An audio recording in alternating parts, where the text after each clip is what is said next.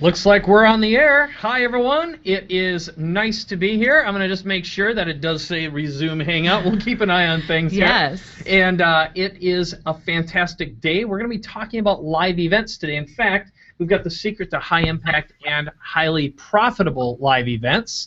And it looks like, let's make sure that, Megan, you are muted because your video is actually live on the other end. I just want to make sure that we are, in fact, visible. Yes, and the lovely woman in the corner, if you see her, is our lovely Megan O'Leary, who's helping us out. So welcome. Looks like we're live. Welcome. Good. This is Mike Koenigs. I'm Pam Hendrickson, in case that wasn't clear.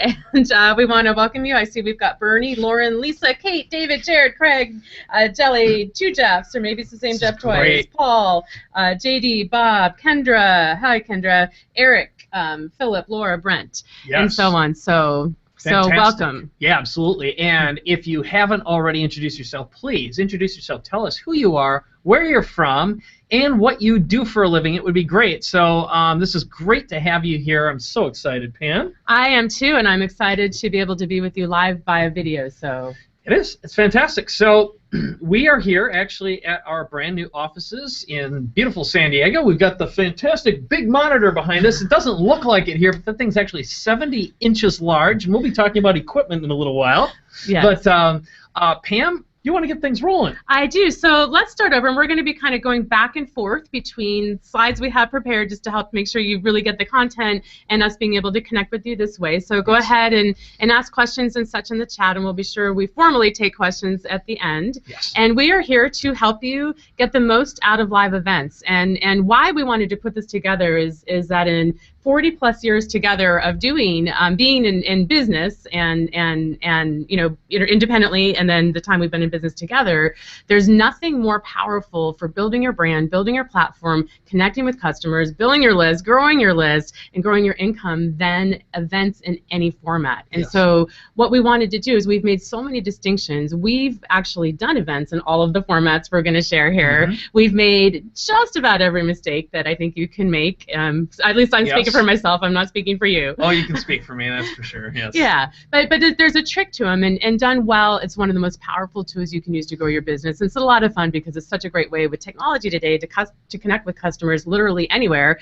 And in fact, I'm willing to bet we have customers on from different countries. So let us know where you're from. And we've got Mexico here, we've got Australia, we've got Anaheim, which is not a different country, but we're here in San Diego. So let's go ahead and get California, La Mesa, all over the place. Great. Canada. Great. So international audience as usual. Perfect. So let's just dive in. You want to switch over to our slide presentation? I sure can. Well, we'll show you some pretty pictures here, and we're starting some screen share. So this is the secret to high impact and highly profitable events. So Pam, I'm going to give you the clicker and let you crank away, and every once in a while we'll. So 3 things specifically we're going to cover is number 1 is what are the profitable event types. Now you likely got a hold of our PDF ebook on the 6 most profitable event types, but a lot of times I think the secret is just knowing which type of event you should be doing, or if you're involved in an event, understanding what that event is. Because I think a lot of times I've gone into an event thinking it was one thing, only to find out it was something else entirely. Mm-hmm. So second thing is how do you produce events? How do you make sure that you're doing it in the best quality, but also the least expensive way? Because live events can, done improperly, carry financial risk to them. So you want to make sure that you're keeping your costs down and keeping the quality high. And then finally, how do you make money? Where's the money in events, and how do you strike that balance between really creating that connection and adding value, but also making sure you're monetizing everything that you're doing in your business? So if you don't know us, and I'm curious if you don't know us yet, go ahead and type in the chat. We'd love to know if you're new to Mike and I. We're just going to share a little bit about our backgrounds, and Mike, go ahead. All right. So I'm actually going to bring the live video up because you can see all this here behind us, at least the important stuff. So I've been online now for almost about 30 years, believe it or not. 1981 was the first time I actually got online. I started using modems, but I'm a serial entrepreneur. I'm a 4-time best-selling book author, and I've won plenty of awards and done quite a few fun things with a variety of celebrities, including, I think you can see on the picture on the background here. Actually, I'll bring up that slide so you can see this is the most recent addition to the studio.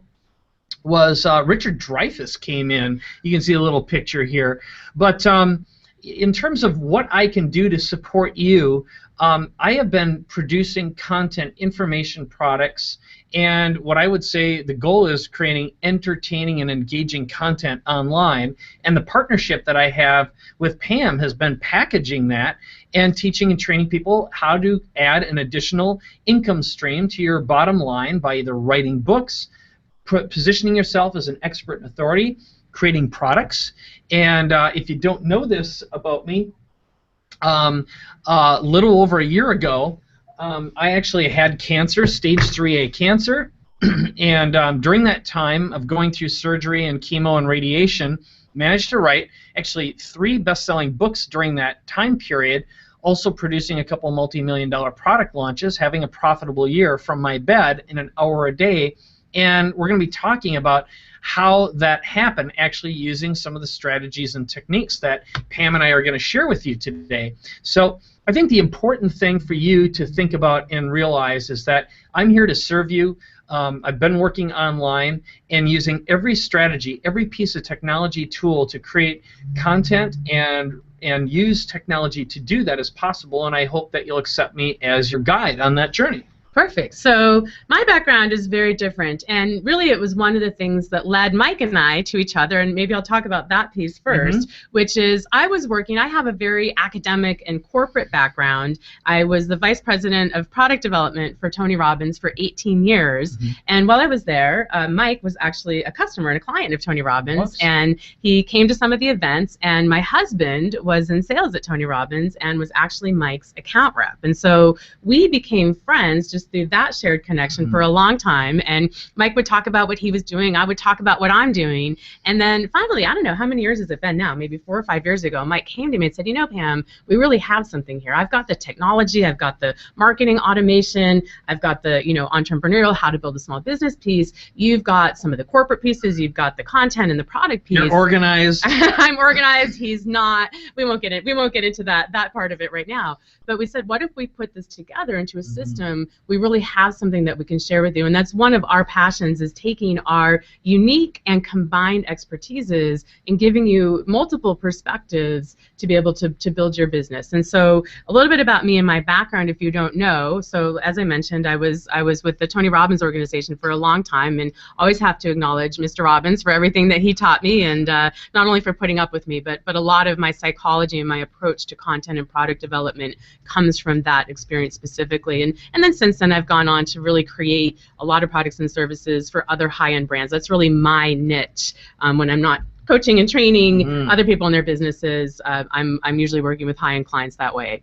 And then my passion is the whole reason when Mike came to me and said, hey, we should do something together, and maybe you can switch back to us now, yes, Mike, absolutely. Is that I had 2 young children. I was working this corporate job. I loved it, but I had 2 young boys who are now growing up. They're still in elementary school, but growing up way too fast. And I love my job, but I felt like I was just missing out on being with them. And, I would be home, but it was like I would get home at 7:30 or 8 o'clock at night, and then I'd be gone again in the morning. And I wanted to create a business or a lifestyle where I could be with my family, where I had that time flexibility, and that time freedom was really the driver. And so one of the perspectives I hope to share with you is, how do you do all this? How do you leverage technology and events as a way to build your business so you can have not only the economic freedom, but the time freedom, which I think is a lot more important sometimes, or as important as the economic freedom. You really need both. I mean, it's not really freedom if you're not able to spend your time with who you want, doing the things you want. So that's a little bit about us. I think,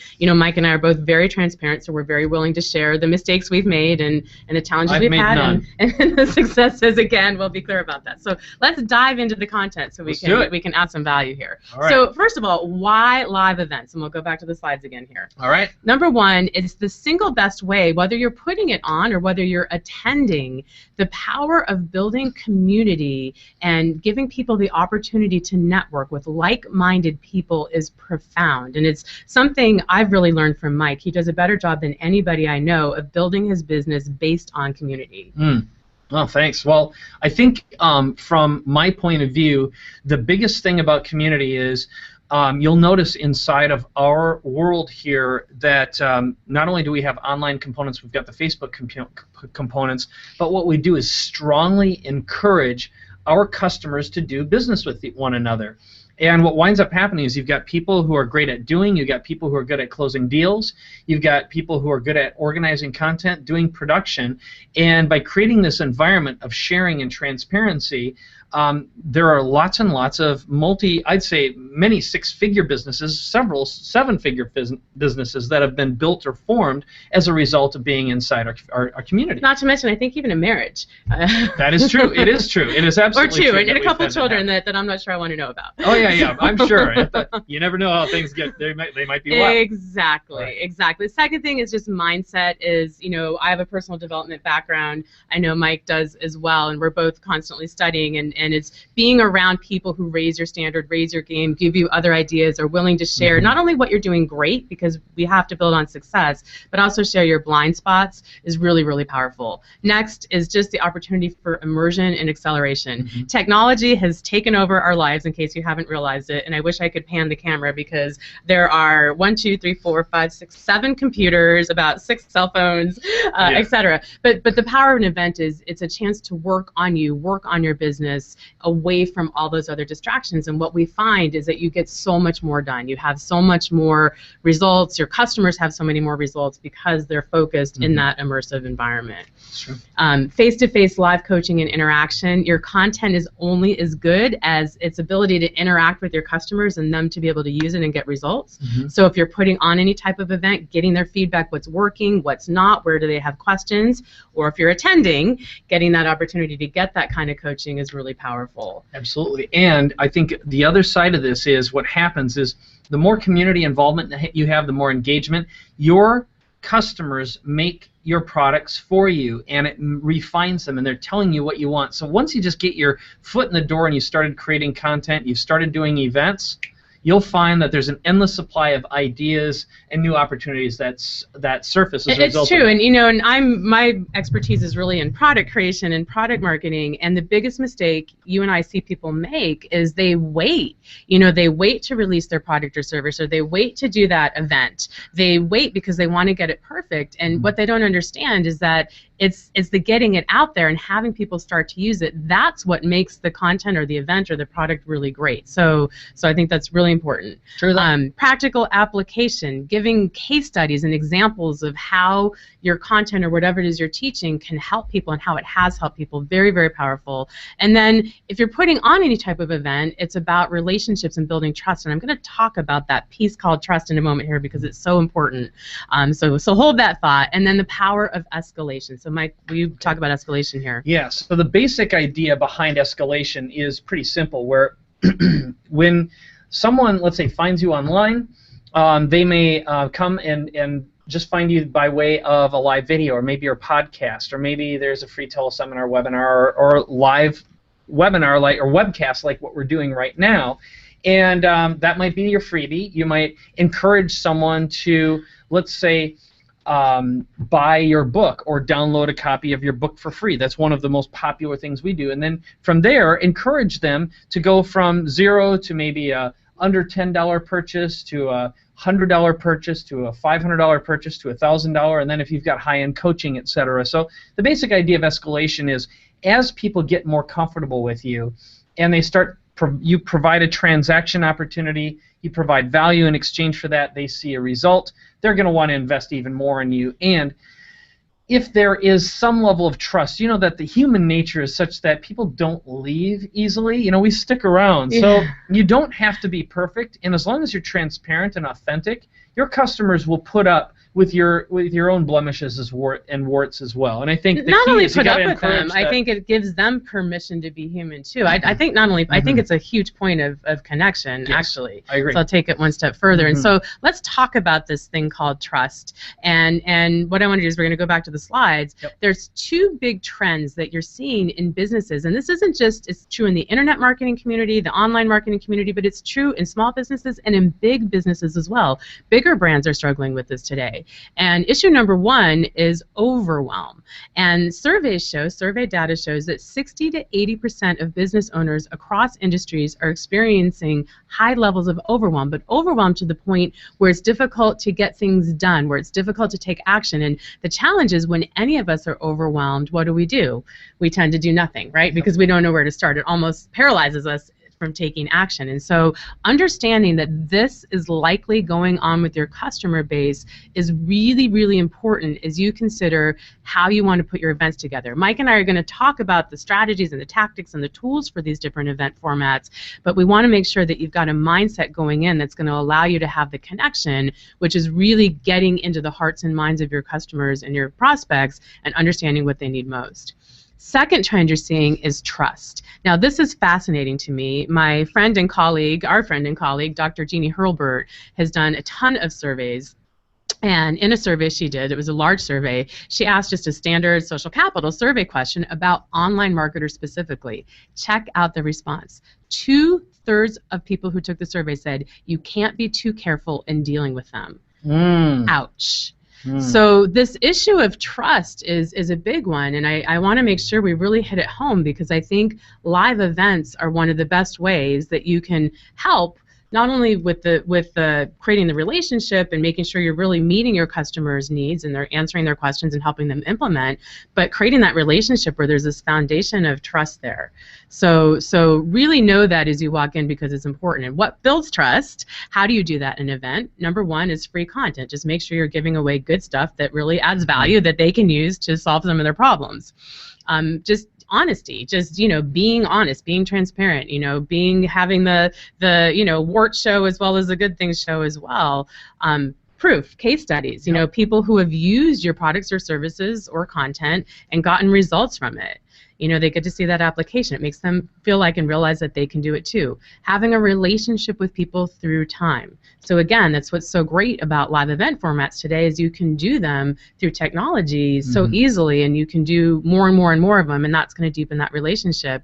And then follow through and consistency. That's just do what you say you're going to do, and do it every single time so that that foundation of trust is built. And then finally, just do what's right. Take care of your customers. So those are things to think about in terms of how to build the trust. How do you deal with the overwhelm? Well, you break things down step by step. And again, that's where events are so great, because you can interact with people, you can slow down, you can speed up based on how people are doing. Okay. So how do you solve these things? How do you solve overwhelm and trust? And how do you grow your business the fastest way with the least amount of effort and stress? Well, we've been talking about it, right? Events. What's an event? It's something important or notable that happens.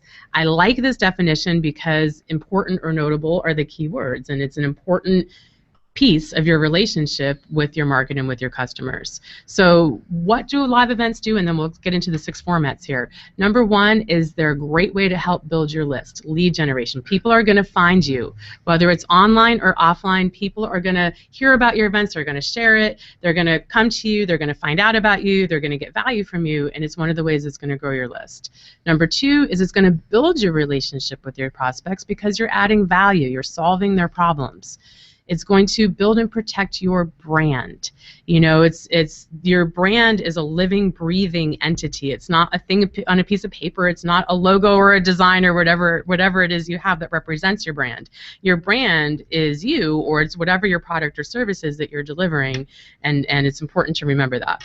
Next, it's a great way, events, to promote offers that support your audience. When you're interacting, you can see where they're strong, you can see where they have holes, where they have blind spots, where they need new strategies and tools, and you can put together offers that support them, that allows you to monetize what you're doing.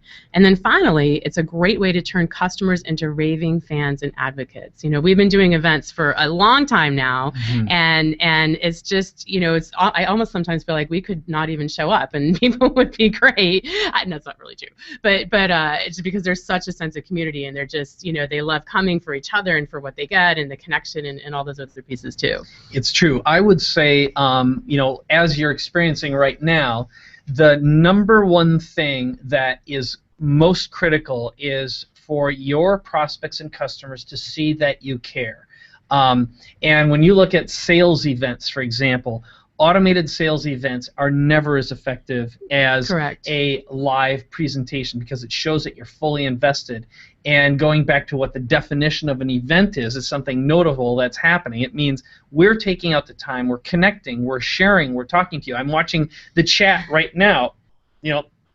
Everyone's talking about, okay, here's what's working technically, here's what's not working technically, or whatever it's going. It's like through any kind of issues that might pop up, we are here with you right now, supporting you, serving you, and providing as much value as we can as quickly as possible that you'll be able to take some actionable results. And that's really, as we start summarizing some of the key things, we're going to get into the technology, the how to do this, as well as how to leverage this online as well, like we're doing with you right now. Perfect. So 6 types of live event formats we're going to cover. Like I said, you likely got the PDF we sent out in advance. If you didn't, you can email our support team, which is support@makemarketlaunch.com, and we'll make sure we get that PDF out to you.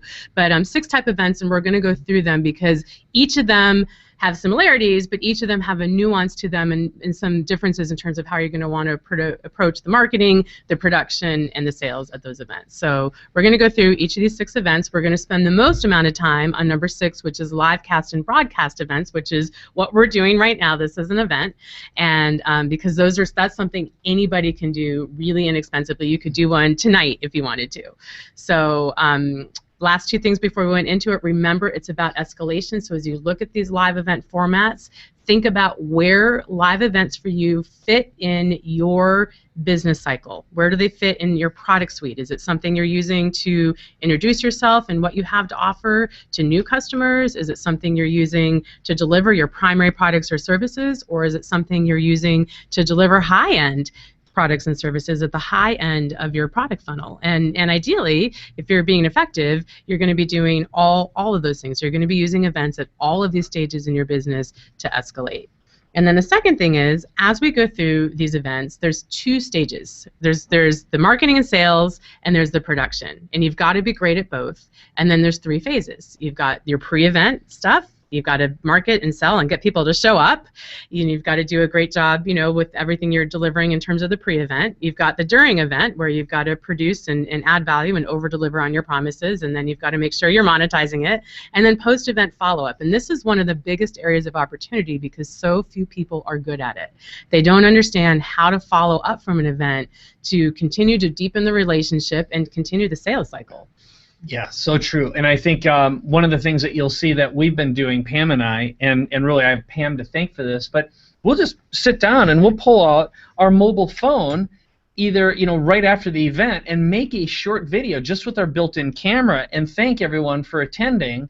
And again, it's just reaching out. It's creating a relationship because what would a friend do? That's really the core concept that you've got to keep in mind whenever you're doing any kind of a live event is what would a friend do right now?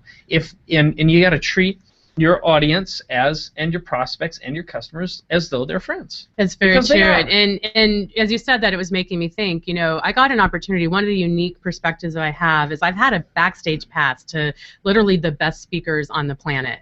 And one of those speakers is Tony Robbins. And it's interesting because as you were saying that, I was thinking, he really spends most of his time to this day when it comes to doing events in any format in the preparation phase. And what he does in that preparation phase is really thinks about and associates who is his audience, what is great about them, how can he relate and appreciate all the wonderful things about them, what are some of the challenges that they're experiencing, maybe globally in their industry or individually. And he spends a lot of time really associating to that and then tweaking his content so it's going to match that. And then he's got a bunch of other rituals he goes through before he presents as well. But I think that's really important, and it's really comes from the perspective of genuine caring and affection. And empathy, because the greatest marketers are empaths. They know what their audience is feeling, and emotions are, we all make buying decisions based on emotions, not logic. We justify with logic. Right. All right. Right. Let's go through the 6 live event formats. So number 1 is other people's events. Now this is a great way if you're getting started, and I know several people who have built. One person who had her first 7-figure year this year and got her start by literally just attending other people's events. And a little known secret here is you have to attend other people's events oftentimes before you get invited to speak at those events. So what we mean by other people's events here is where you are either invited as a speaker to present, and you might be invited to present and then sell your product or service at the end. Sometimes you're paid to speak at another person's event, although that's pretty rare in today's age and world. Or you might be attending to make those connections. So why do you do these events? It's a great way to build your brand. It's a great way to grow your list. Anytime you go on someone else's stage, you're exposing yourself and your brand to other people. There's some great technologies that Mike has through his instant customer system that allows you to capture the names and emails of the people you're speaking to, which is really, really powerful. And it's an opportunity to get paid. So here's how it works. Mike, I'm going to have you walk through how it works basically when you get invited to speak at another person's event. All right. Well, typically what happens is if you've met someone in the past already, what will typically occur is someone might approach you and say, hey, would you speak at my live event? Or if you're a hustler and let's say you've written your book, you've presented somewhere, that's what's going to make you attractive. So most of the time, the way you get booked on live events is by, first of all, starting your podcast, for example, doing free trainings, free webinars, teleseminars. But first of all, you're going to have to start and promote yourself and self-promote. And the biggest way, the best way to get into the circuit is by meeting people at live events, because people want to meet you and get to know what you're like in person, and frankly, find out if you smell or have crazy eyes. Okay, we always call it around here the crazy eyes check. So if you see Mexican jumping beans behind someone's eyeballs, you know you don't want them on your stage, and you probably don't want to have them representing your brand. No. That's right. So having said that, what you'd have is a little speaker one sheet. I know you've got one, Pam. I've got one. And it really describes what you speak about, what you talk about. And the best example is to have some links online. So, for example, I've got one of my 12-minute talks online. That's one of the ways that I'll get some speaking opportunities. And also, when you're at a live event, introduce yourself to the promoter. Say, hi, my name is so-and-so. Here's my book. Inside it is a piece of paper with my link on it. If you wouldn't mind, give me your email address, your phone number. I will actually text you a link to my short speaker reel. Okay? That's right. So some examples, if you've got some sort of a product, being able to show that product, and by the way, having a product is going to help as well, because here's the reality, and I think most people know this at this stage, but the days of getting paid to speak, I won't say they don't exist. They do exist, and they can exist, especially inside the corporate arena, but they're tough. The way most of us are going to get speaking engagements is because we can deliver from the front of the room in front of an audience, and because we have a product or service to sell. Because the way it works is you get invited to speak, you present, you present 90% of your presentation is just pure added value that supports the audience, supports the promoter, supports everybody there, and then you sell your product or service. It's typically a 50-50 split, so if I sell a $1,000 product at a speech that I give, the promoter gets $500 of that, I keep $500 of that, and out of that $500, I'm all my delivery costs are coming out of that. So, but it's a great way to get in front of new customers, and 50% of something is still better than 50% of nothing. And look, you can't look at it as a transaction. This is a relationship building opportunity, and the best people, I just got this astonishingly great testimonial video from Jack Canfield, who, that guy has been on the road now for over 30 years. Yeah. Okay?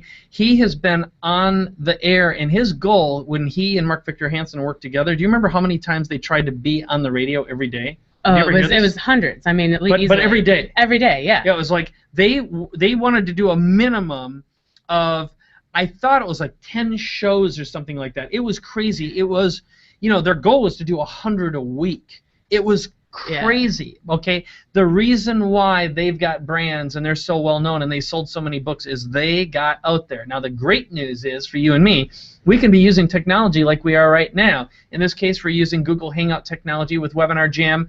Look, it's free. Google is giving you permission to broadcast your message to what can be, the whole Google ecosystem represents 2 billion combined users, okay, for free. Nothing like this has ever happened before. But when you look at the value of a belly-to-belly in-person relationship, I can assure you that to a customer, a value of a customer that you meet in an in-person or a speaking presenting opportunity is probably 100 times greater than most of them online. And it's both. And if you're just starting out and events are kind of gosh, I've been to a few, but I'm nervous to do my own, there's 2 things I would say. You're spending time on the 2 ends of the six types that we gave you. One is starting to take advantage of Google Hangouts and do online events. But the second thing is go to some live events in your industry, meet people. And I know when you and I, if you remember back, when we were planning for this year in our businesses, one of the commitments Mike and I both made was that we were going to go to more events because we'd been so busy in our businesses, we were missing out on some of the connections and relationships that just happen organically when you're at an event. So it's really, really important. But if you're invited to speak at an event, know what you're getting into. I have a set of criteria now for what I say yes to and what I say no to. My criteria are I need to really like and believe in the speaker or promoter and what they're doing. I need to know that they've got integrity, that they've got good products or services. I need to know that their audience is a match for where I can add value, because if there's an audience mismatch, if there's a message to market mismatch, then no matter how great I am, it's not going to work. And it ideally should be a place that I'm excited to go. If I have to travel outside of San Diego, I want it to be someplace I'm excited to travel to with my husband. So having a criteria for those types of events that you want to go either speak at is really important, but attend events in your industry. It's really, really important. It's the best place to make deals. All right, so let's move on to the next one, which is the fulfillment event. And you introduced me to this concept. Yes. Let's explain what it is, which is, well, you explain what it is. Sure. Well, in our case, what happens is we make a point of this. Whenever we're doing a launch and we have a product, one of the things that we include is a couple of tickets to a live event. Why do we do that? Well, we want to have 2 tickets because most of the time, most people make decisions with a partner, a spouse, or a significant other of some nature. So, one of the things that happens for people, especially that get exposed to the business of online, is they don't want to make decisions unless they call the other person. Why not have them there at the same time and also encourage a partnership? And I'll tell you, some of my best customers to this day, it's literally a husband, wife, and they'll even bring their children to our live events. That, I think, is one of the best things. And I'm thinking specifically in this case of a couples who are in our community who are that way. They literally bring their family. Now, what is also important is when people invest in your programs and your products, you don't know if they've gone all the way through it or they just invested and they might just show up at the live event. But it's an opportunity to get a maximum amount of immersion. And some of us learn by getting immersed. We are kinesthetic learners. I'm a kinesthetic learner. Right. I have to do in order to learn. I'm good at reading now, but I wasn't growing up. And I'm not really good at taking time to watch someone's stuff in a portal. I want someone to show it to me. I want to be guided step by step, and I just need to get my head around it and then do it, right? Yeah. So and it's true. An implementation of your product or service increases tenfold when you can attach some type of an event experience with it. It's just a proven fact. So I'll show the screen here and just kind of go through these. But the bottom line is when you're doing a fulfillment event, this is an opportunity, first of all, to over-deliver and take care of your customers. The implementation factor is huge. You also get to feature the success stories of people who have implemented. And live events do attract new people to your community. I know it doesn't matter how many times I email, how many events I do online. Some people don't pay attention to any of that. And also, when someone is at your live event, they are much more likely to invest in products that might cost 5 or even 6 figures. And the more important and the most important thing is when you're developing relationships with your community and you're showing that you're invested in them and their success and you actually care, then they stay around and they keep on coming back over and over and over again. That's right. So let's talk about some of the tricks to fulfillment events, which, and again, all of these, we're going through the 6 formats here a little quickly because we want to get to some of the strategies to use with them, because a lot of what we're sharing here is in the handout that you're getting. We just want to pull out the key points and give you a couple of distinctions and nuances for each of these 6 formats and answer your questions. So that's why we're doing this. So in terms of fulfillment events, the only other thing I would say is why I love them is that your risk is a lot less, because we're about to enter the next live event format, which is standalone events, which is when you have nothing around it or attached to it, you're just putting on a live event. And so what I like about a fulfillment event is your likelihood of people coming is just higher because they've already invested and a product or service or package that's attached to it, and it just reduces your risk, because there's a saying in the industry, there's nothing harder than what they call butts in seats. Very elegant way of putting it, but it is. It's, you know, we're going to talk about the nuances that in a second here with standalone events, but fulfillment events take away some of those pieces. So that's true. Absolutely. Yeah. So standalone events. This is very similar to a fulfillment event. The difference is, like I just said, there's nothing attached to it. You're just putting on an event. And if you're going to do this, first of all, what's great about it is it builds your brand, goodwill, and positive reputation. We haven't even talked about the goodwill benefit of doing events, but it's just, you know, it's like when you're the host of a party over the holidays, it creates goodwill with your friends and family, right? When you're pouring the wine, it creates goodwill. When you're putting on the event, it creates goodwill because you're doing something to take care of people and add value to them. It's also a way you're engaging and expanding your current customers. It is a product. The way I want you to think about, particularly if you're putting on and you're producing any type of event, it is a product or service, and so you need to treat it like one. You need to treat it like one in terms of the planning and the preparation and the delivery of the quality, and also your strategies to make sure that you monetize it and maximize your profits out of it. And of course, customers are always going to get more value when they're there live, because A, they don't have all the distractions, B, they have a mirror and people to give them coaching and feedback and help them see their blind spots, and it's accelerated because you're getting different perspectives and inputs with strategies that show you exactly how to implement, not just what to implement, but how to implement, which is a missing piece for a lot of people. So tricks to putting on standalone events is, number one, know where it fits in your product funnel. Don't make the mistake of, you know, a lot of people when they're starting out, they start too big. And they think, okay, I'm going to get 300 people, or I'm going to get 500 people, or 1,000 people to show up to an event, and they've never done one live. How many times have we had that where we'll be invited to speak at someone's event, and they're like, oh yeah, we're going to have 500 people in a room, and it's like, how many events have you done? How many times have you done that? And they're like, this is my first event. And I'll go, lucky if you got 30 people. Yeah, and that's another thing. When you get invited to speak at an event, and this is true online too, sometimes you'll get invited to speak on those online telesummits, you know, like those 3-day events where it's speaker after speaker after speaker online, which is a cool concept. But inevitably, the promoter will tell you, one of the questions Mike and I always ask is, how many people you expect in the audience? And how many times have you done it before? And how many times have you done it before? And how recently? And how recently have you done it? Because what'll happen, they'll say, oh, we're going to have 1,000 people in the room. And always, and when I say always, I mean 98.7% of the time. I'll say 100% of the time. 100%. It's 30 to 40% of what they tell you. Yeah. So, and that's true online too. They say, oh, we're going to have 10,000 people signed up. Well, you know, that's going to mean they have got 2,000 people signed up, and out of those 2,000 people signed up, they're not even going to have all those people show up. So just know that, but also know that we're going to talk in a minute about how, you know, when you're doing any type of event, there's a huge between getting people to sign up and getting people to show up. And I will tell you, I'm very grateful for my experience with Tony Robbins, because I learned a lot about the distinction between those two things.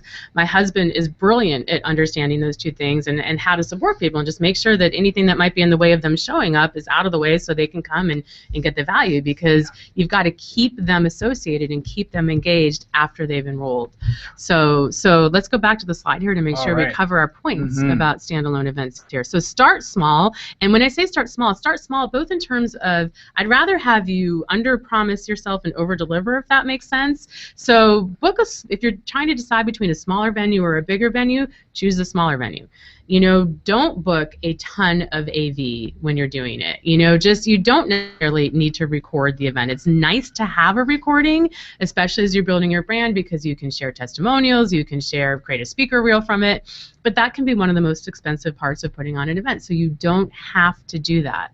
And then as you're marketing, remember, there's the pre-event marketing, like how do you get people to raise their hand and make that decision that they're going to come and enroll.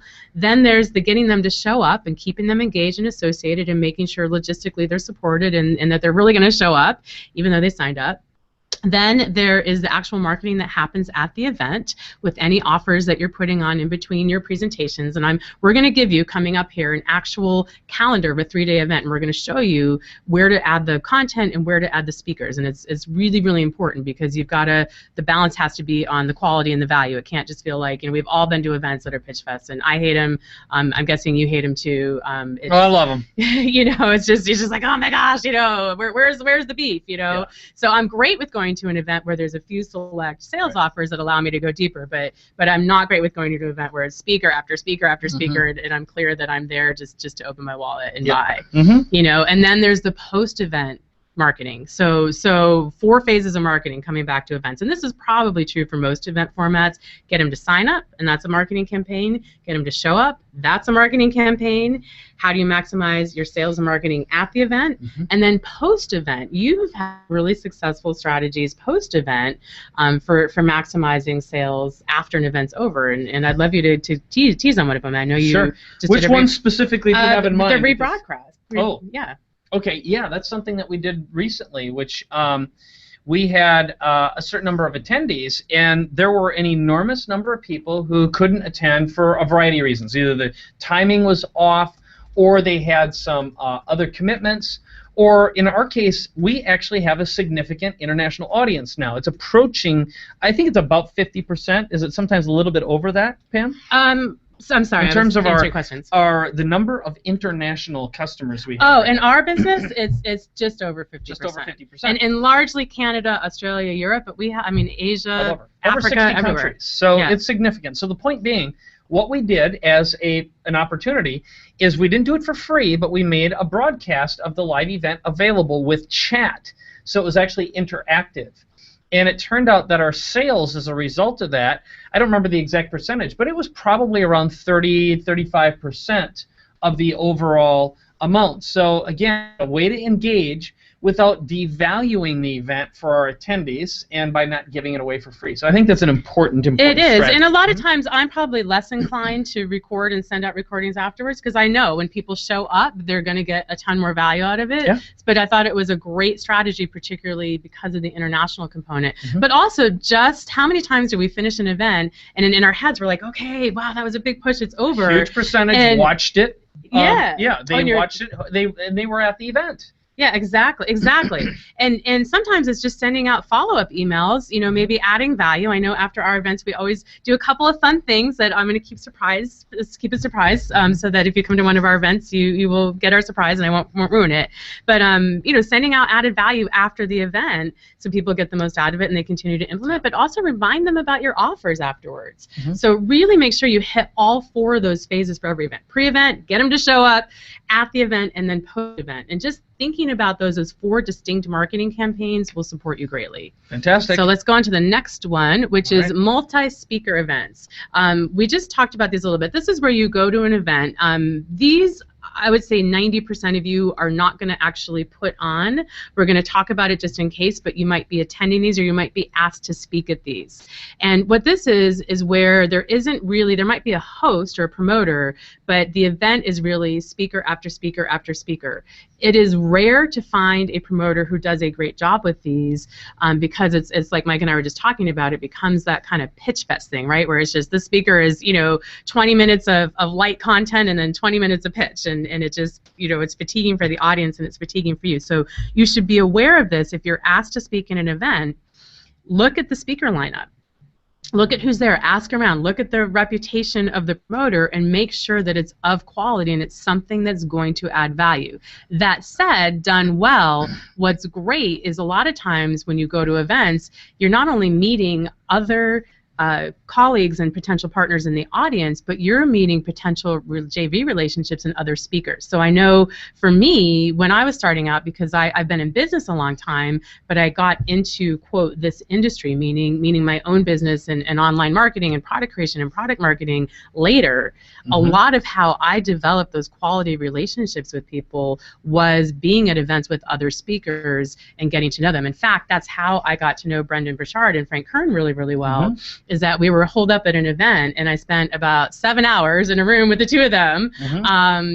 Leg wrestled Brendan. I think I won actually, but it's those kinds of experiences you can't. I know that sounds weird, doesn't it? He's this weird. He's got weirdly strong legs. I will say that. This is getting a little weird, but it's those types of relationships that you meet, and sometimes it's the other speaker relationships that are really important. So I do like doing some multi-speaker events sometimes because A, kind of keeps me posted on what's going on in the industry. I can see a lot of speakers at once. Sometimes I can get ideas for people I want to invite to either interview, be on a podcast, be on a show, invite to speak at our live event, but also the relationships. Yeah, for me, it's relationships, joint venture relationships, and I get inspired and I create some of my best content because I've got the gift of contrast. I get to see what's working, what isn't working. Also, if it's a sales event, you get to see how people are selling, what they're saying, how they're doing it, and what the reactions and responses are. It's a way to get a heartbeat of what is popular in the industry. So I can't recommend it enough. I love multi-speaker events. Yeah. And personally, I love pitches.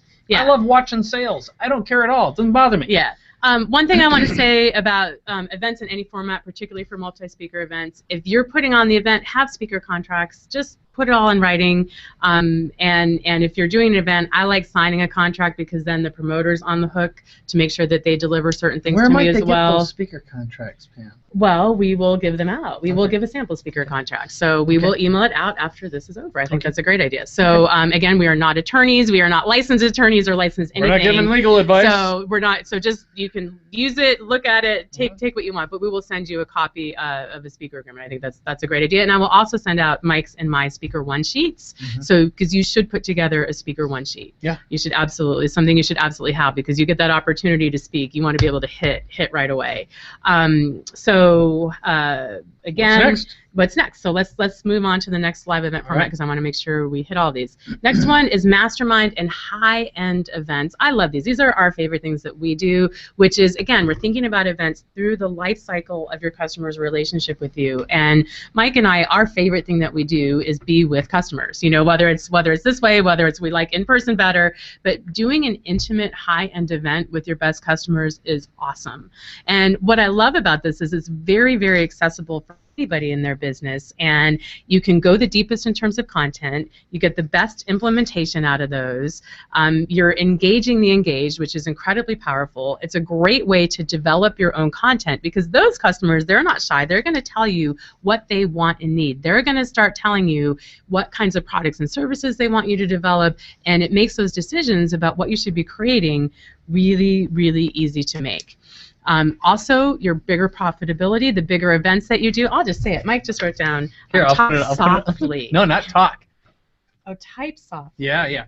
No, it was just. Mike is he's got senses like a wolf. So if you ever have an opportunity to be with Mike or do anything with him, I'm like, I have this little corner. He's got like 8 computers around him. I've got one little computer here, and my gosh, if I even bump something, he's very, very sensitive. Because you notice. It's because you trying to make perfect content every time. All right. It is. It's fantastic. You're doing a great job, by the way, Pam. I'm messing. I love to mess Mike up. I'm here to mess my Mikey up. So anyway, back to you, which is high-end events. Is that your profitabilities here? Is that as you escalate your events, your higher margins are going to come at those higher level events, as they should, because you're giving your time, and what's the most valuable thing you can give your customers is you. So let's just bottom line it. I'll tell you what the bottom line is. Every part of business is a funnel and a numbers game. And you're going to have a certain number of people who are going to get exposed and find out about you and hear about you through whatever traffic mechanism you have. The more you present, the more offers you have, the more sales opportunities you have, the more people are going to get to know, like, and trust you. And when they are engaged in online events or they're engaged in physical live events, they will buy because they are listening to your contexts, your reasoning, your rationale, and if you are a great marketer, you are not only showing them that you know, like, and or that you love them and you're there to serve, and they will in turn give you the gift of knowing, liking, and trusting you, but they will invest in the next layer, in the next depth of a relationship, a more intimate relationship with you. And that's really what this is all about, when you just boil it all down. It is, and a couple of nuances for these higher-end events. Number one is what you're selling here is experience. You're selling access and you're selling exclusivity. It's really important because, you know, the biggest mistake people make when they sell anyway is they sell features, not benefits. As Mike likes to say, they sell the drill, not the hole, or they sell the tree, not the shade. And you want to sell the shade, not the tree, and the hole, not the drill, right? You want to sell benefits. But the benefits that you're selling here when you're doing these higher-end events is a lot of times the exclusivity, the experience, and the access to you and other colleagues that you can bring in. Keeping your promises here is important everywhere. You've really got to make sure you're careful what you promise and that you hold some things back so that you can over deliver on your promises on the back end. Very, very important, particularly as you go up your product funnel and you do higher and higher events. They need to be more customized. They need to have very, very personal touches. We like to do application only for our high-end events. The reason is one bad apple can spoil the bunch. And so as you build a community, one of the responsibilities you have is to protect the community. It's that whole, is it Spider-Man, the quote is, with power comes responsibility. And so your responsibility is to the greater good and the greater whole. Another way to look at it is, if there's a turd in the punch bowl, everyone gets sick.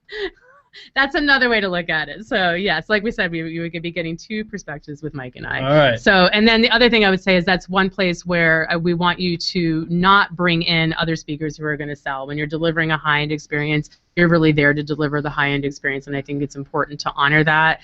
And you know, when you're going to sell at an event, do it purposefully, do it smartly, do it in a way that adds value, but make sure that you have plenty of times when you're not doing it as well, so that there are times you're just creating that relationship and adding that value. But these high-end, again, the deeper you go, the better the more you need to pay attention to that. Mm-hmm. Mm-hmm. Ready to go to the next one? I am. What's I'm so all funny? set. Nothing. I'm just sitting here watching the wheels go round and around. There's a lot of wheels. You know, Mike's in heaven with all this technology. I'm in a little bit of technology overwhelm, I'll be honest. Well, part of it is experimenting with some new things, and I will talk a little bit about livecast and broadcast, because this is an ideal time. I will tell you that, for the record, right now, I'll tell you what I love and what I don't love. I don't trust Google Hangout technology at all. I'm sure you've noticed there's some technology challenges that pop up. If you're experiencing something right now, I guarantee you it has to do with your connection or your hardware setup, or it's Google at work, which is Google Hangouts is relatively new versus GoToWebinar, which I do not like at all. I hate them, in fact, but it consistently works. And there are some times you're going to see, I'm going to use a GoToMeeting or GoToWebinar instead of this sometimes. I'll tell you what does work all the time. It's livecasts. And there's a distinction between a Google Hangout and YouTube Live. And I'll talk a little bit about that. Mm-hmm. So you ready to go? Perfect. Well, I was just going to add something, which is that one of the trips, you don't need 7 computers. I do it, you can do it with 1 computer. I do it with 2 computers. But having a second computer up that you're just logged in as an attendee, that you have off to the side so you can monitor what's going on and monitor what people are seeing, is really, really smart when you're doing Yep, we got to make events. sure this is working. But yeah, there's going to be something's going to flake out once in a while, and it is what it is. But let me just show you the slide, and I'll get to some of the meat. So we'll do livecast. Why do you want to do broadcast? Well, again, doing this as a video right now has some value. We're able to show you some screens. For one thing, when you are engaged live, you are going to build goodwill and reputation. Because this is recorded, there's a replay that's available for those who can't show up. There's virtually no risk other than your time and their time, and this content can be watched, viewed, seen on any device, anytime in the world, and you're taking advantage of a massive distribution network. Google has a multi-billion-dollar network. They're giving it to you for free, and it builds community. And if you do it right, you can create valuable content. I would say that the content we're creating right now, Pam, has some legs. We can reuse this, okay? But the basic process of setting up a live cast and a broadcast, you've experienced this. You wouldn't be here if you didn't see it. So one of them is the sign up, which is, hey, there's a whole bunch of reasons why you want to come and show up today, and also show up, which is, most people forget to put it in their calendar and they don't remember, and there's a whole bunch of other things that can happen as well. So you're going to have automated reminders. Now we have some of this technology built into Instant Customer, for example. Today we're using Webinar Jam just because we wanted to use another platform, and there's a lot about it that's great. It's still new software, so there's going to be some challenges that go along with that. But the price is right? So, and let me just get it out. There's a couple comments in the chat here. Gosh, I'm scared of livecast, or I'm scared of new technology. And let me just be clear. My very first webinar that I ever put on was for Tony Robbins. It was his first webinar. It was in GoToWebinar. I was setting it up with my colleague Amy Porterfield. We worked together at Tony Robbins for a while. Mm-hmm. And we had well over 1,000 people sign up. I know you're limited to 1,000 in terms of who was going to show up for that particular account. And less than an hour before the webinar was supposed to start, we hit that famous delete webinar button. We lost the entire webinar an hour before it was going to start. It was really not pretty. It was definitely not fun. But you know what? We survived. And I laugh because Amy's gone on to become an incredibly successful marketer. She's known for her expertise in Facebook. She uses technology to grow her business. So we survived it. And if we can delete his webinar an hour before it's going to start, then you know, you got to ask yourself, what's the worst that can happen? And the worst that can happen usually isn't that bad. And a lot of times, no one will die. That's the deal. And what happened is we ended up getting more people. We just rescheduled it, reset it up, and we ended up getting more people. And the story of what we did made us so human and so real. It actually worked to our benefit, and that happens a lot of times. It's true. It's true. So going back to our screen here, I'll get through some of these other major points, and I'll talk a little bit about the tech as well. So I think the biggest thing, like yesterday before we did this, Pam came to the studio and we tested this out and made sure everything worked, okay? I've got a lot of computers. I've got backups and backups of backups, okay? I've got multiple machines in case something breaks. I've got 2 cameras sitting on top of my monitor in case something doesn't work. I've got multiple microphones here in case something doesn't work, because I don't trust technology at all. But do not wait until 10 minutes before it goes live and then decide you're going to try it out and hope it works. So whatever way it was working, don't touch that machine, you know, or if you're going to restart it, just know that stuff breaks. And if it does break, it's not the end of the world. So let me talk to you a little bit about some of the gear that I use, okay? And I'm going to show you this while I'm going through it. So first of all, the basic camera you can use, and I'm going to show you the one that I'm not using right now. It is called a Logitech C930. There it is. I'll type it in. Okay, and it's actually on the screen, so you'll get that. This thing costs about some dollars. It's a really good microphone for the money and capable of delivering excellent video quality. So that's something to keep in mind, and in fact, I won't switch to it now because I don't want anything to break, but that's a camera that's good. In fact, your webcam is good enough. Just make sure, as you have right now, one thing that drives me, I'll say it drives me batshit crazy, all right? Do not do a webinar where you're looking down on your audience at your screen. So if you're using a laptop, elevate it so it's above your eyes. Because if you're looking down on your customers and your clients and your prospects, that's the way it will feel to them. So an elevated relationship where you got your chin up, it also give you about a 5-pound weight reduction as well, just in case you got me at the 5-pound weight reduction. Right. I'm in. Okay. So the next thing. And sometimes I'll even tape a little picture of a stick person just to remind me where to look, because it's tempting to look down, and I know I'll do it, especially if I'm reading slides and such. So. Yep. Okay. It's good. So the next thing is either a Blue Yeti microphone or what is known as the Nessie. Okay, so this is called the Nessie. It's what I'm using today. The Yeti, both of them cost about $100, and I have one down here in my little handy bag because, as I said earlier, I'm a man who loves his backups. Might be in a different bag. I'm going to reach just for a second. If I can't find it, I won't pull it out here.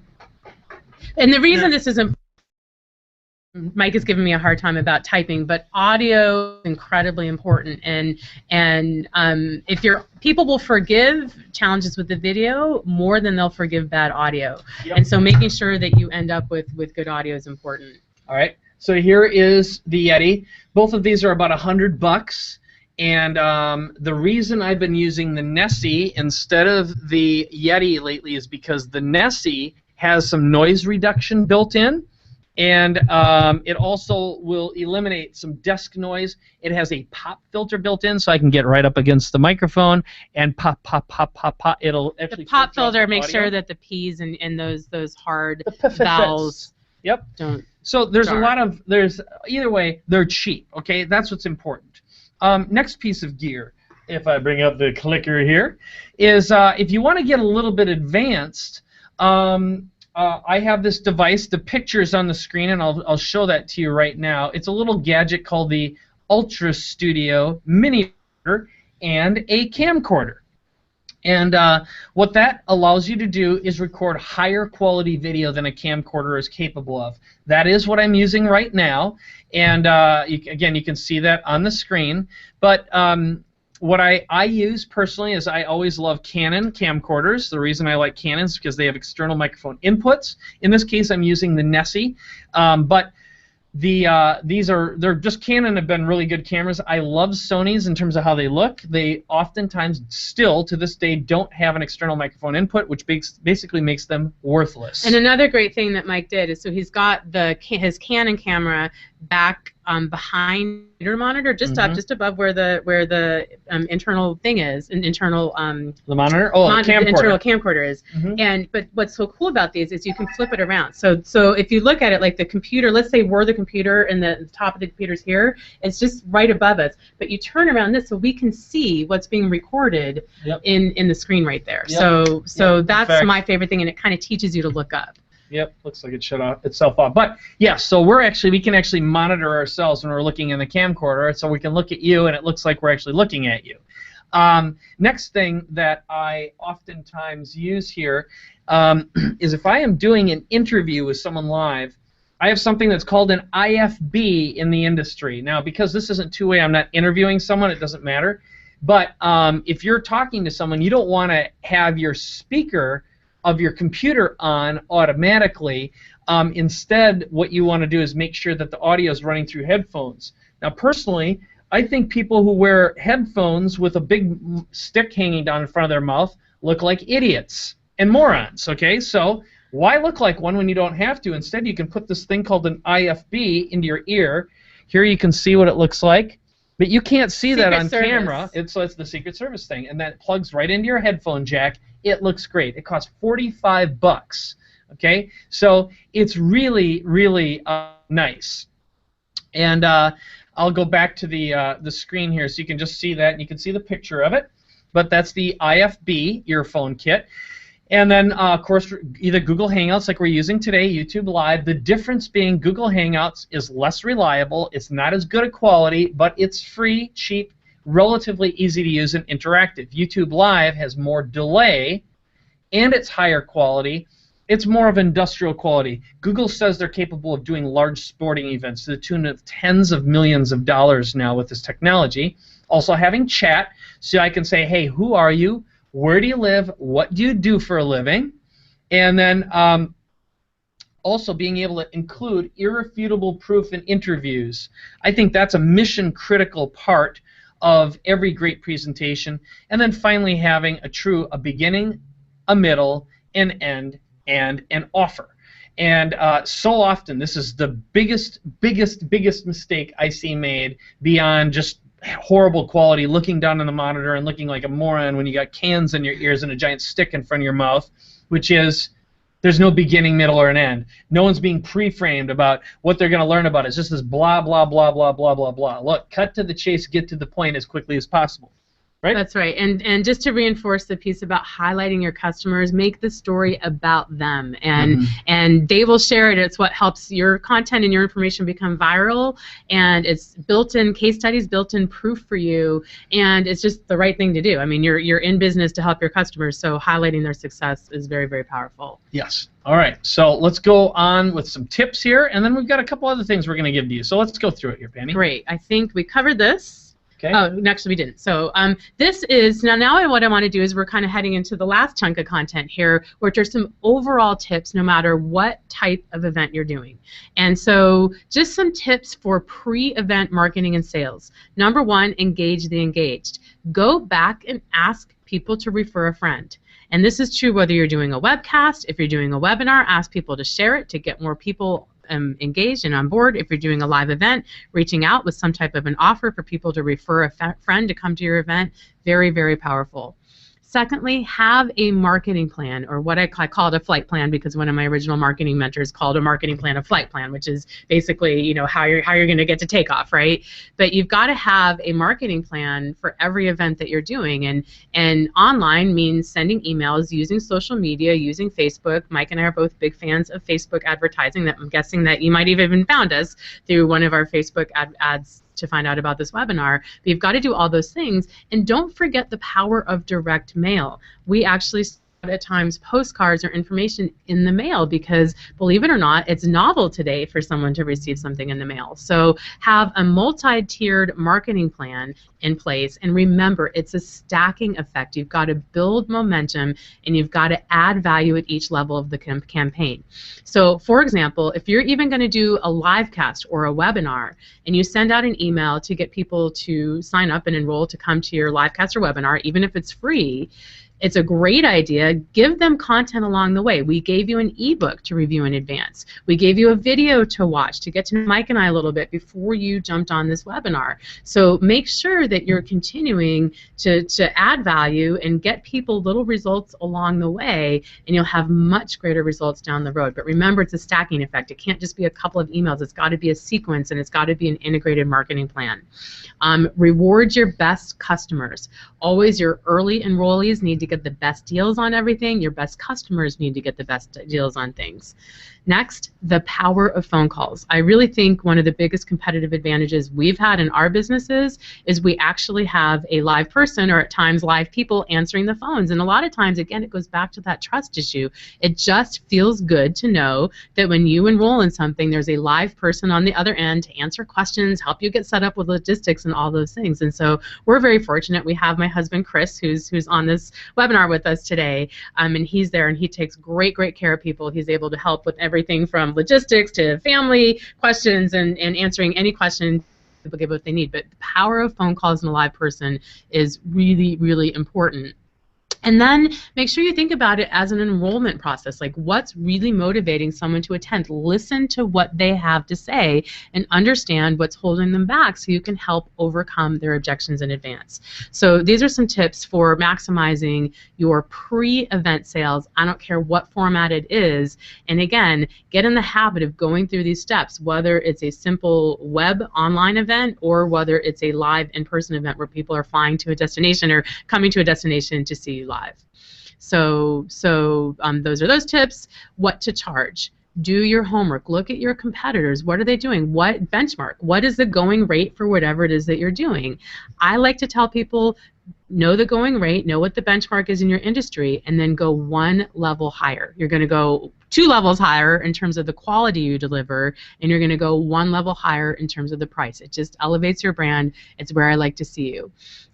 Tiered levels. If you're doing an in-person event, offer different options. You don't have to have everybody have the same level of seating. Offer a VIP option. Offer upgraded seating. Offer upgraded VIP experiences. It's another way to give customers who want to go deeper a way to get more out of the event or experience, but it's also a way to help you monetize the event a little more. How many days is your program? Is it 1 day? Is it 1 week? Is it online or is it in person? Those are going to affect what you charge for the event. Qualify them, quality versus quantity. It's a well-known fact that it's not the size of your list that matters, and it's not the size of your event that matters. What matters is the level of relationship that you have with the people on your list or at your event. I am the queen of this. I'm able to compete with all these big names in my industry with literally a list that's about the 10th size because I make sure that what we do are people who we can really help. Like it's a match. It's a market match for what we're giving. So make sure you're going after qualified people. It's not about numbers. It's about quality. And then make sure you understand which type of these 6 formats that you're producing, because what you charge for your event is going to depend on the type of event. And then finally, remember, if they don't pay, they don't play. And this comes from our good friend Joe Polish. But it's, you know, even for a fulfillment event, even if they get an event with you as part of a bigger package, you still want them to have some skin in the game. And the reason is, without it, they're not going to value it. That's exactly right. And in fact, as Joe would say, if they don't pay attention, is the other way of looking at it. And I do want to just make a comment with regards to some of the comments here, which, by the way, just keep on typing them in because we're almost done with the main piece of content. We'll continue answering your questions. But I know a lot of stuff has come up about this equipment.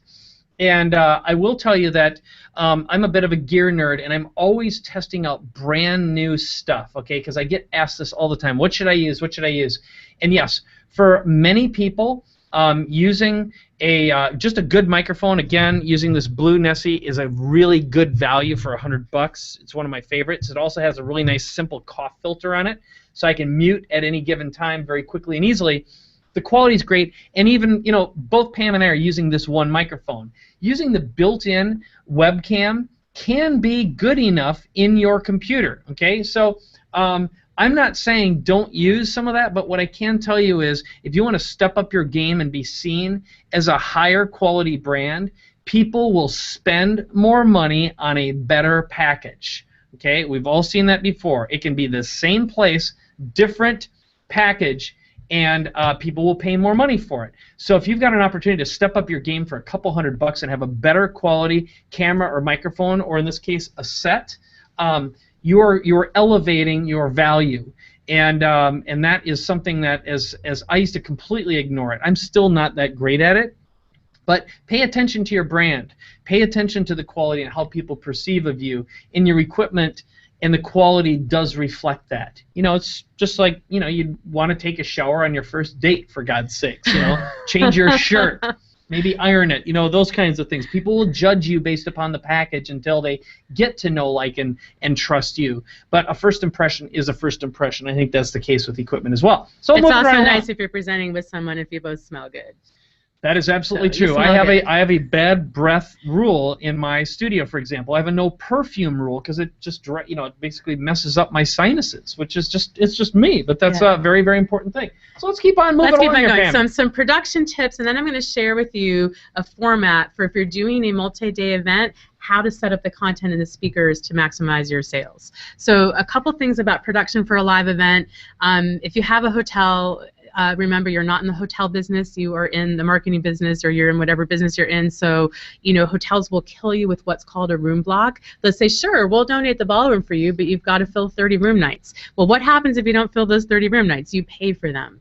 So I would much rather, if you're starting out, have you pay a little bit to use a conference room or a you know, hotel room to put your event on and keep your room block low than to get killed on having a high room block, or F&B means food and beverage. A lot of times they'll say, great, you can have a room, but you've got to spend $4,000 on food and beverage. And so just pay attention to those two costs, because that's where a lot of people get eat their shirt. Room setup, just making sure that the flow of it really supports your participants, your best customers, your higher tiered customers get down in the front. Make sure that you've got some type of a staging so that everybody in the audience can see you, that you have good screens. Making sure that you have AV and logistics. I'm going to share a slide in a second that tells you what you need in terms of AV. Participant support, making sure that you've got at least 1 or 2 staff people. When you're there delivering an event, your focus needs to be on delivering and on the participants. You've got to have somebody. I don't care, you know, it can be somebody experienced, it can be somebody who just works with you in your business, it can be a spouse, but have someone there who's just there to take care of participants and support them, answer their questions. If they need water, get them water, whatever it is. It really elevates the quality of your event and allows you to focus on delivery. Content, schedule, and materials, make sure you put time into supporting these up front. I'm going to give you a format for this in a moment. We love to give out show guides of our events, which give people a sense of who the speakers are. We give some content in there that's related to the event, and that way people have something to take away and go home with and anchor them to the event. So I'm a big fan of giving out some type of material so that people can take action and implement. And then finally, at event sales, I'm going to show you the format here.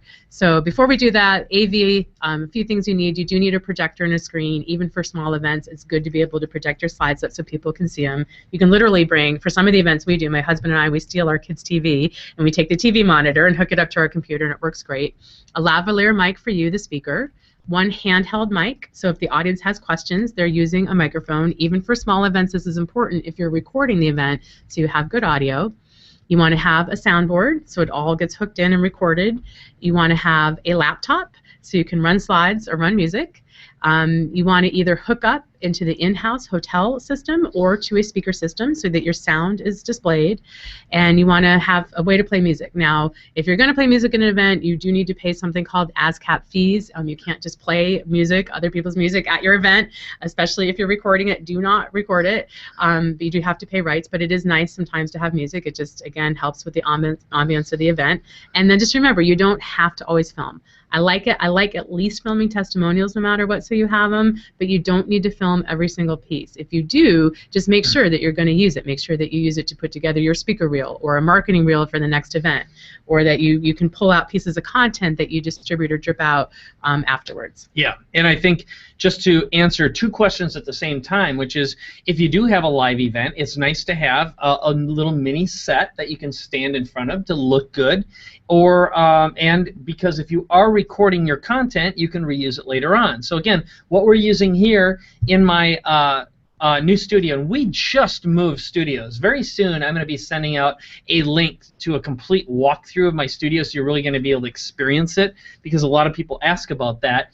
But this TV, you can get a 40-inch TV to put behind you, and they cost $400 these days. Now this is 70-inch. I just got a giant thing, and had to make sure that it could fit in my car. It actually fit in the back with the Surely box you're not of talking my about Tesla. the Tesla? I'm not kidding. Ah, Mike It's just got the new amazing. Tesla. Wow. So, but what I can tell you is this. That thing is a masterpiece. It's a beautiful piece of equipment, $1,500 at Costco. It is the most flexible set you'll ever have that you can use at live events. You can use it for your studio as well. Again, a 40-inch monitor for $400 works great. And I am projecting it behind me. In this case, I plugged it into my Mac, but I can also use an Apple TV. And you can do that at a live event as well.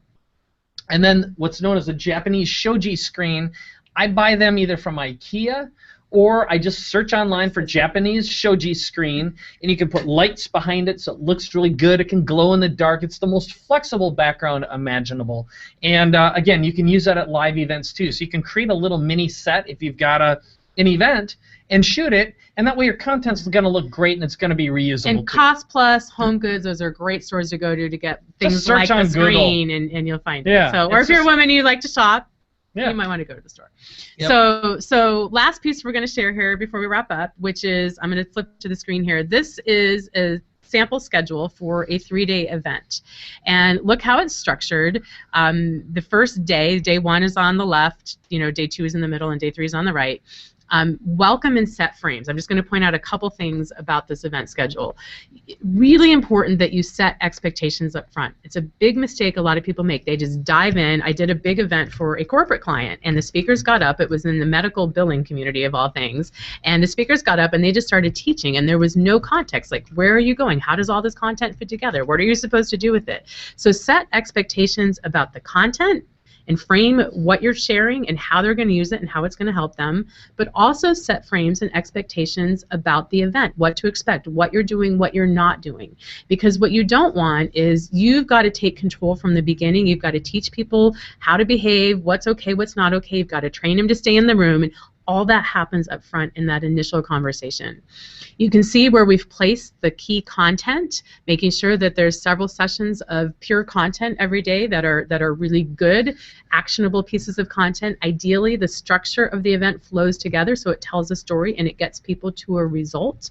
So whatever your ultimate promise is for your event, you want to make sure that they walk out with it and that the content is structured so each piece builds on the last. Excuse me.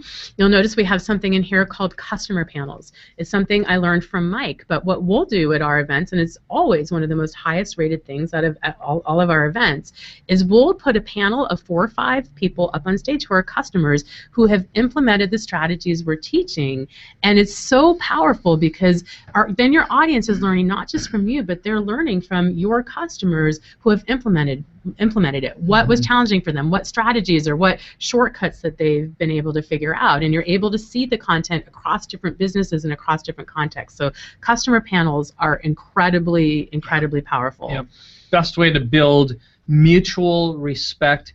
And so often your customers, this is a very, very important distinction and lesson, which is your customers oftentimes want to be you when they grow up. That's part of what they're attracted to. They see an example and they're like, I'm going to follow a leader and learn everything I can from that leader as long as I keep on learning.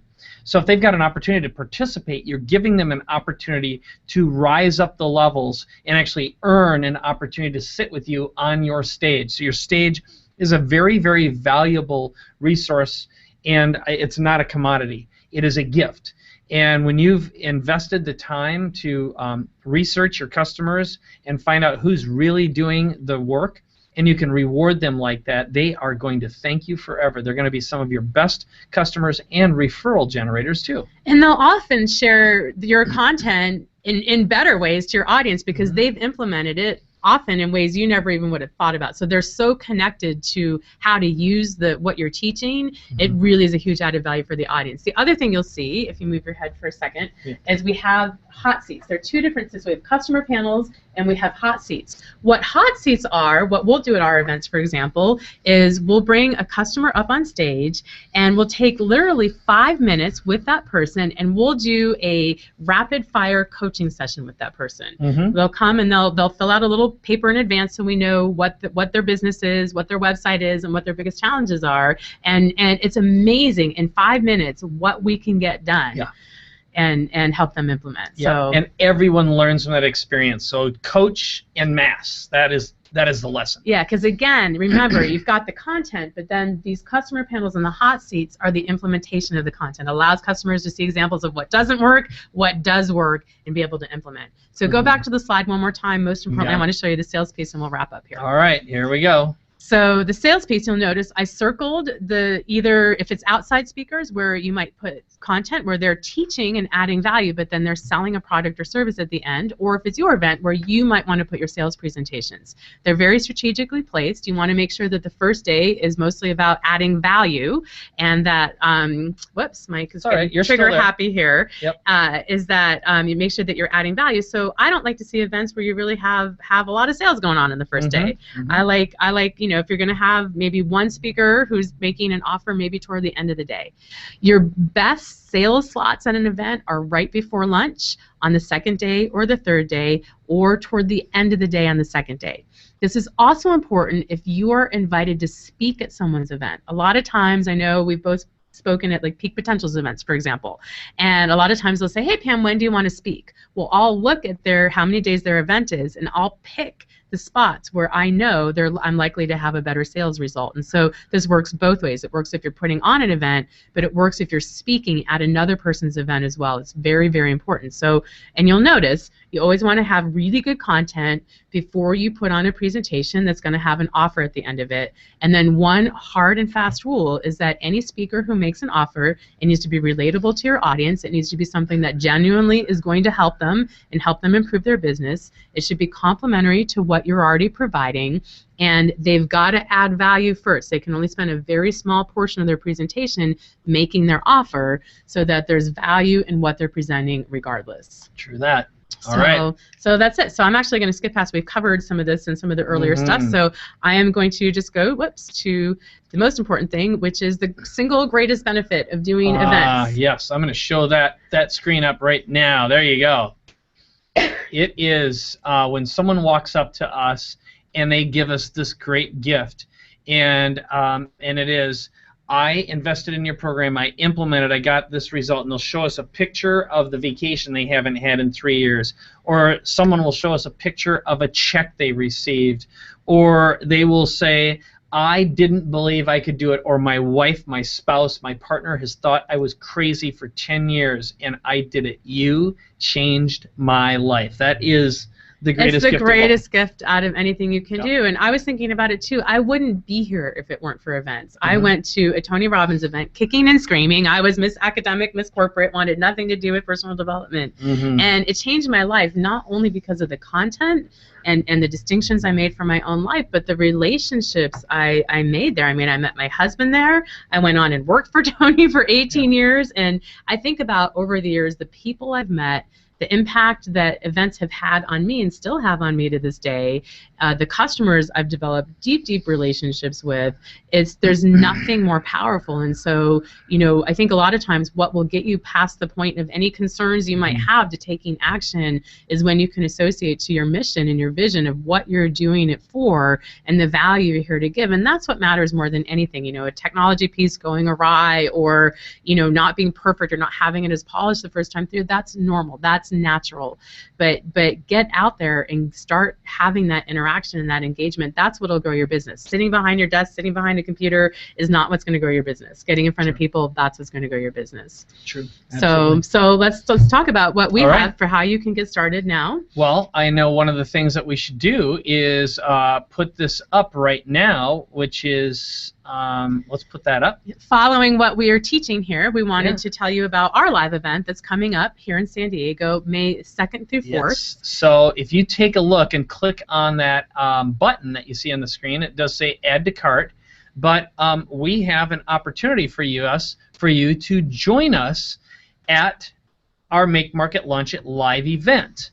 So the link is makemarketlaunch.com/May. You can use the coupon code webinar to get a $400 off discount to attend. Now that ends on Sunday. That's why you want to sign up. What we're doing is we're practicing what we're teaching in this webinar for you, which is we're rewarding you for being here and for taking action. So this is a $97 opportunity. Literally, you're just covering your expenses to come to the event. We wanted to make it as much of a no-brainer as possible to be there because we know the value of it for you, for your business, for the relationships that you're going to get for being there. So we wanted to make the decision to attend an absolute, utter no-brainer.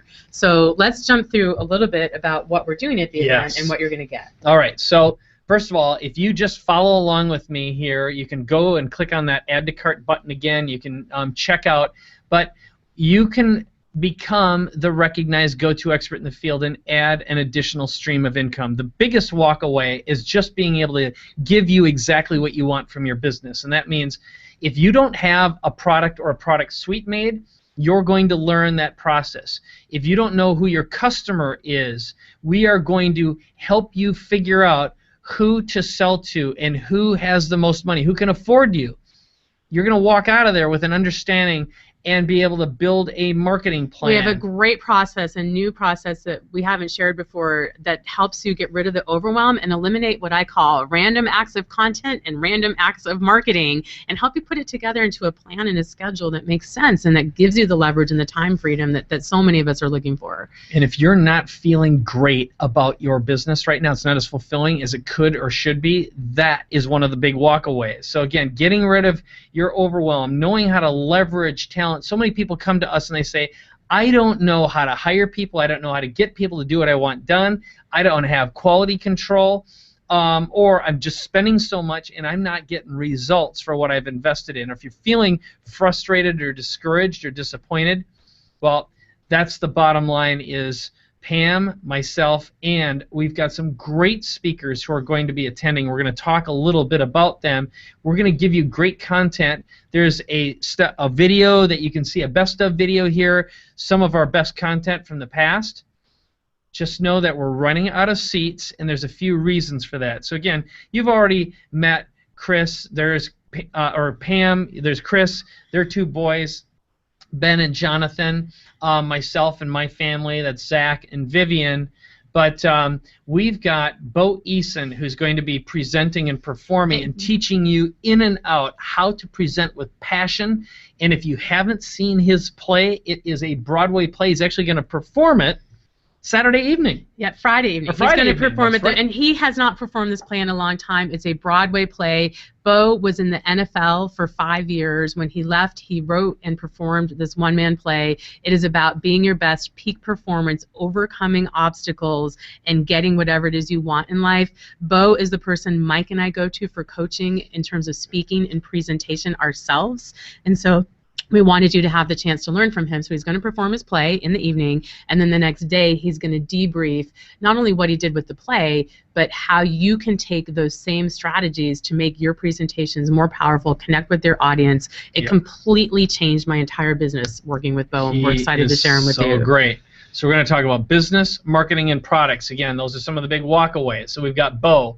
We have Michael Burnoff, who is an NLP practitioner. This guy's awesome. So it's going to help you both with your own internal state, but also how to present, how to create content, how to communicate more effectively. If you haven't been exposed to Michael's work, he is one of the best of the best of the best, a master communicator. And huge ethics and integrity. That's what I like. He's very, very real and authentic. Yep, we've got Robert Rose. Robert Rose is the chief strategist at the Content Marketing Institute. What I love about him is he is Mr. Content Marketing. One of the best ways to build your list and build your platform today is to leverage the power of content. One of the hottest marketing strategies that exists today, and he's going to come in and share tried and true strategies for using your content so it has a purpose, so it builds your list, so that it gets the marketing outcomes and builds your list with the right customers. He's absolutely brilliant. He's who I go to in this field. Yeah, and again, the way to come to the live event at a huge discount that's only good until Sunday is to click that Add to Cart button and just sign up right now. We'd love to have you And here. the reason for the deadline is we have to order materials. We have giveaways and such that we're giving you. We've got to rock and roll and get all that ordered, and so we can only extend through Sunday night because we've got to get our orders in and focus on delivering and over-delivering we've value got for the seats event. too, because we actually have invited a whole bunch of celebrity guests, but our main attendees get first rights to the seats because we've actually opened up just for the performance for some celebrities that we're going to be We do, bringing and we in. have some celebrities attending the event too. I know John Lee Dumas, who's the single best podcaster out there right now, is going to be attending the event, and so there's some people like that who'll be It's going to be a blast. there to learn from. Some other special people we can't mention quite yet. But okay, next person, friend of mine. Her name is Marissa Brassfield. She is the brains behind getting an enormous amount of stuff done for my friend Peter Diamandis. She's a productivity expert, and she has figured out the formula to not only self-replication, but finding and hiring incredibly detail-oriented, skilled people who become chief productivity experts. I just adore her. She's great. We've got our very own Ed Rush, who's going to be speaking, teaching some great new closing tips and strategies. We got Paul Colligan, who's going to be doing some fantastic podcasting And then training. there's the speaker called Mike Koenigs who's going to be there, and I heard that there's this female speaker, knucklehead. Pam Hendrickson, is going to be Pam there. Hendrickson, is she And going to be there too? We're going to be sharing what we do at our live events is we share what's working in our businesses now, what's working with our clients now, the mistakes we've made, what we learned, and so you have the current strategies and tools in the areas of product creation, marketing, and business growth because you need all three to be successful. So do you want to pop that button on there again, Yep. Mike? Okay, yes, I absolutely do. And I think the important thing right now is just make sure that you click on the button, click on Add to Cart. You see that on your screen right now. Let's And we're going to make sure that it's there. Yep, I'm going to do that and display offer. You should see Add to Cart right now. Go ahead, click that button, sign up, register with us. You'll have an opportunity to participate in our hot seats. Here again are some pictures of some of the people that we've had up here. It's group coaching.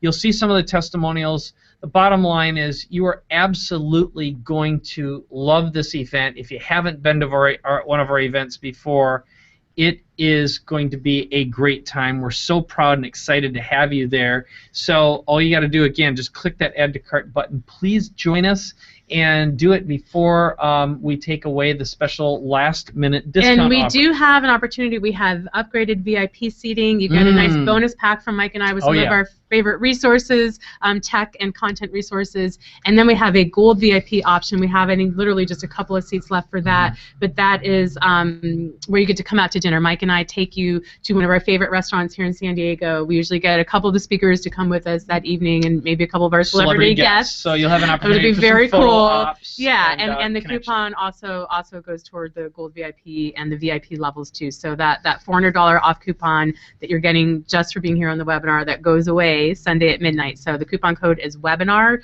WEBINAR. Make sure you put the coupon code in there so that you get the discounted rate for you for being there. But it's awesome. Yeah. Awesome. So here's the most important thing of all, which is go ahead, click on that button. Again, I am going to display it right now. Go ahead, click on the button. Join us. You will not regret it. Our events are legendary. They're a ton of fun, and you'll have an opportunity to meet some great people, network. Great way to build your own network of potential speaking opportunities, potential customers. people who you could potentially co-produce products with or even start businesses with. Again, lots and lots of our attendees end up doing business together. And again, the link is just makemarketlaunch.com/May. I know Megan put it up here at the top of the chat for you, or the button should be there on for you as well, but makemarketlaunch.com/May, and coupon code webinar. Make sure you get that coupon code. Fantastic. So yeah. All right. Should we take questions? Yeah, let's see if we've got some great questions here. Go ahead and let's see what we have. Any questions about what we've shared here, about the event, anything you want to know? All right.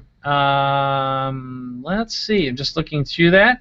We've got some folks. Okay, Clara. Thank you, Joni. And awesome. You can see the power of community at work in our chat of people coaching and supporting each other. So that's awesome. All right. Awesome. I'm just seeing some fantastic comments. So I think one of the questions that I saw is a lot of stuff about equipment. Here's the thing. Whatever you have is good enough. Just use it, okay? Whether you got the Yeti or the Nessie or whatever, look, it's going to sound great. Use what you have and make some money, and you'll be able to go out and buy lots more gear later on, okay? It's nice to be able to spend a bunch of dough on a bunch of fancy gear, but it's not the gear that sells. It's you presenting, performing, and getting your message out there. And once again, if you want a deep dive, if you want a fully immersive experience, just go ahead, click on that yellow button, join us for this live event. Come to San Diego. The weather's going to be fantastic. It almost always is in May, but it's taking place in Del Mar. It's right across from the ocean. And the hotel is fantastic. The food next door is fantastic. The people who are going to be there. And that's the other thing. Go ahead. Yeah, we've really cultivated and brought only great speakers in who are going to be presenting and sharing their gifts with you, and I know you're going to walk away and the hotel rooms, we negotiated a really, really low hotel rate on the hotels, and we are almost out of our room block at the hotels, so that's another reason. Also, I see a lot of people saying, I'm coming. Make sure you have your tickets, because I don't want you to be in a situation. It happens every year. Last year it happened about 2 weeks before the event. We had a bunch of people who were struggling to find hotel rooms because they didn't get booked for the event. They didn't get their hotel booked, and just made it tougher. So do yourself a favor, get in, get your hotel booked, so that you make sure we have a seat for you and materials for you. We want to give you our stuff. So great. And Jan asked a great question, which is, how should we prepare for the event? So I don't know, Jan, if you're a Make Market Launch It owner of the product. But if you aren't, make sure you just send Chris a message so he can follow up with you. But one thing is, review the Make Market Launch It product and go through the program. That's one of the things I'd recommend. And if you don't have it, you don't have to have it to come. That's absolutely true. And we'll make sure we send out some materials to prepare. But the biggest thing I would say to prepare is come with a clear outcome.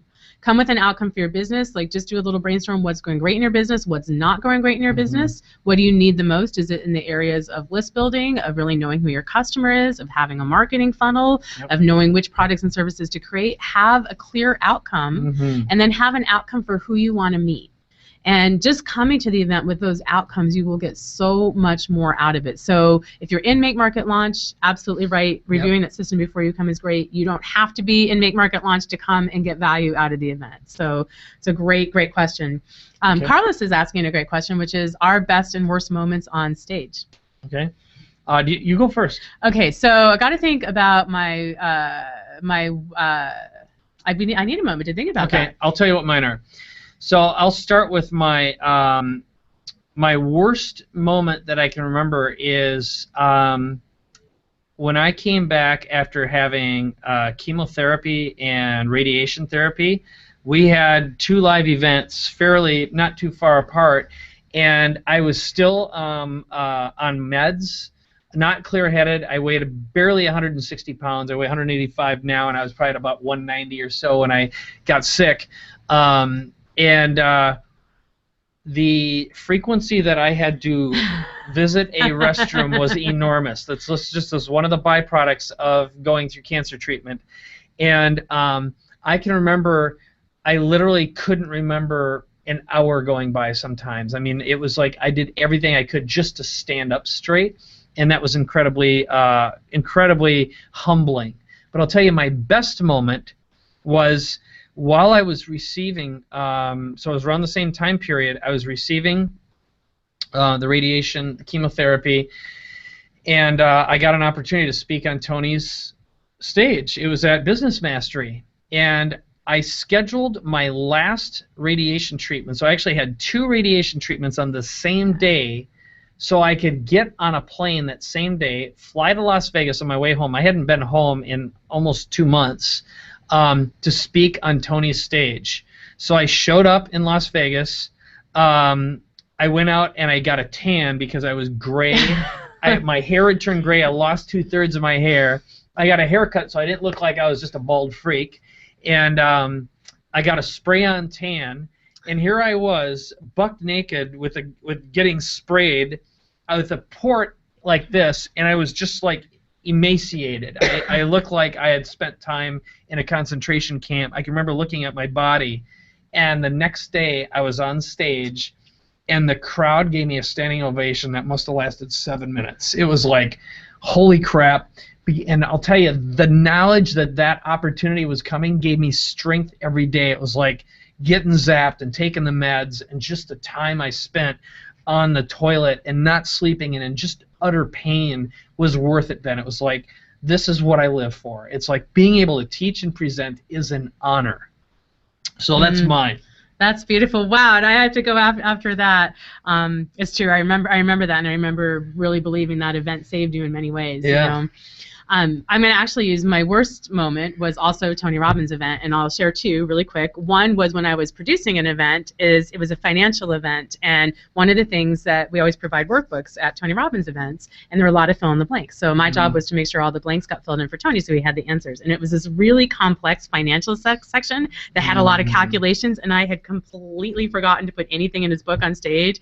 So he starts grumbling from stage and not knowing his microphone's on. So I got yelled at in front of about 2,000 people. That was fantastic. Not yelled at in a bad way, but yelled at in a, gosh, I really wish I had this to be able to deliver. And the second one was I was in Fiji at a high-end business event. 150 of his best customers. They all paid $15,000 a piece to attend. And we're debriefing one night, getting ready for the next day, and Tony says to me, hey, Pam, how would you like to teach this section in the morning?